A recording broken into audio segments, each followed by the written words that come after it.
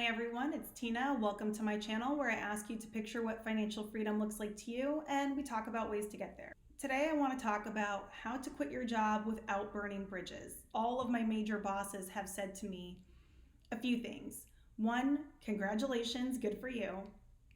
Two, if you ever want to come back, I will find a way to bring you back.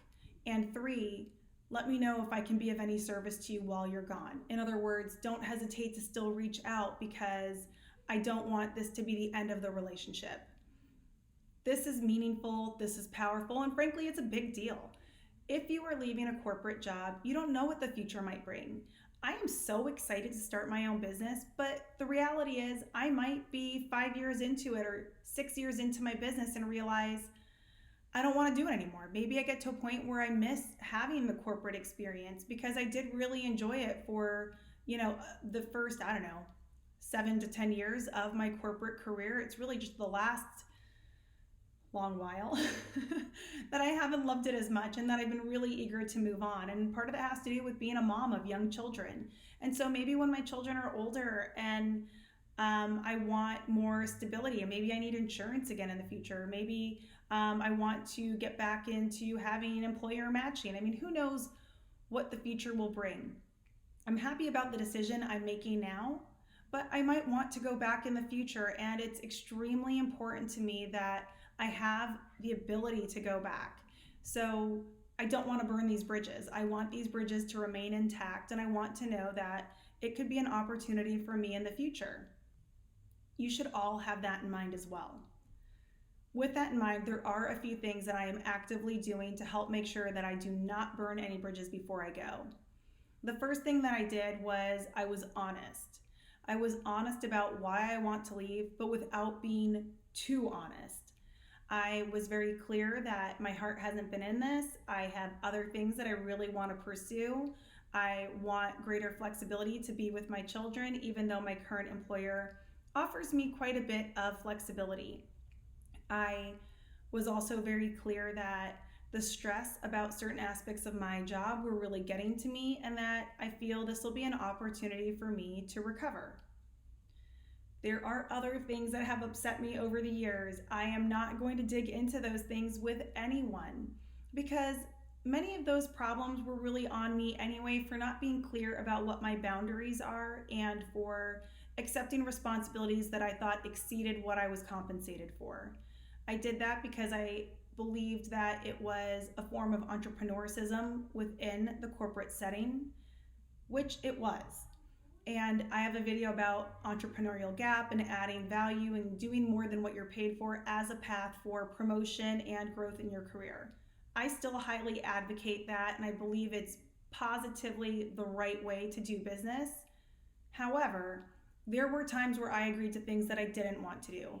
A great example of this was I agreed to travel to a corporate meeting in a different state while I was still breastfeeding, and I was very angry with myself. I agreed to do it. I could have pushed back, but I chose not to, and I ended up having to breast pump in a closet. I mean, talk about frustrating and obnoxious, but that was on me. So as I'm leaving, do I have hangups about that? Do I regret those decisions? Do I also get very frustrated that I was asked to do those things because the likelihood of me saying no was very low, and I think my boss at the time knew that? Yes, but that's not her fault. So me having like a, vomiting up of everything that ever annoyed me about my job is no good. And I don't want anybody who's thinking about leaving their work to do that because that is absolutely going to burn bridges. Acknowledge your role in the things that you've done by not being clear about the boundaries that you have, and just move on from it and focus on what you appreciated about the job, what you appreciated about your employer, and what you're really excited about in the future. That positive spin will leave such a lasting impression, and I can see it happening now, both with my directs, my peers, and with my employers, or my senior leaders. And this is powerful. So again, please make sure that when you're leaving, you're honest about why you're going. Don't make up a lie that you can be found out. Just be very candid and honest, but don't rehash all the things that have upset you over the years because frankly, Many of those are probably on you, whether you want to admit that or not. My next item is to give as much notice as you can. I have had people call me up on a Wednesday and say that they were going to be done. Their last day is Friday. And I have to tell you, that is incredibly stressful for managers. You have so much that goes into having to post for a new position and engage the recruiters and hire a new individual. It takes a long time. And when you give no notice, that means there's a gap that somebody else has to fill until that new or open position is filled. That's going to happen no matter what. But the more notice that you can give, the longer amount of time you can soften that. You can allow your leader to strategize. Who's going to do what? How are we going to fill this gap? How am I going to communicate it? What are responsibilities that this person has that now I have to absorb as the manager, or what can I distribute to other people? Giving a longer amount of time also allows the emotional reaction to pass. I've talked about the emotional reaction that other people have to your going. If you are in certain industries, you might be working in a low turnover responsibility or job function, and that means the people you're working with, you very well may have worked with for 5, 10, 15 years. I've seen it at my current employer, and I know it to be true that people will miss you on a very deep way. Like, they genuinely care about you and they want to know that you're going to do well. But there's also that mourning, the loss of a relationship, the ending of a chapter. That can be very difficult for a lot of people. So giving the longer notice helps buffer that. And please don't be that person that says, it's Wednesday and I'm leaving on Friday. I mean, that is so stressful, and it's a great way to build yourself a crap reputation and not be welcome back.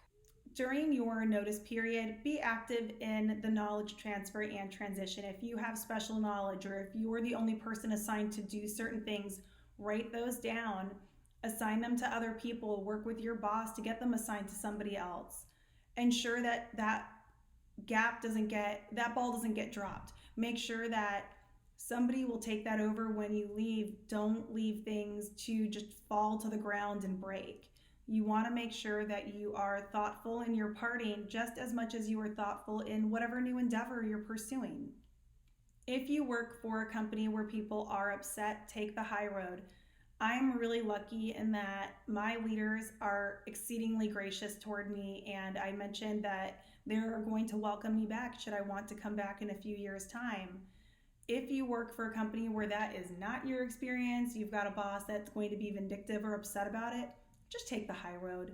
Do yourself the favor, because I have seen this multiple times, that the person who's vindictive is burning their own bridge, if you will. Other people see it. They know what's going on. They're watching, they're observing, they're aware. Take the high road when you go, and that person may or may not be with the company when you return, or they might be in the company in a different position that gives them less influence than they currently have.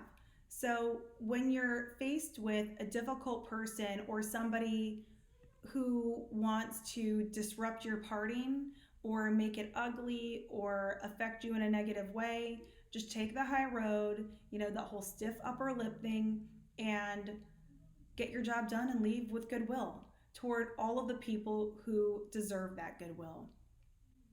Anyway, guys, I hope that this is helpful to you. I'm, again, so excited to leave. I'm so excited to share my journey with you. And for those of you that are going through this right now, leave some comments below, because I would love to hear if you guys are all itching to get out as bad as I am, how much notice you gave, and whether or not you think it was the right amount of notice to give. For now, goodbye. Hope you are having a fabulous summer, and I will talk with you all in the next video.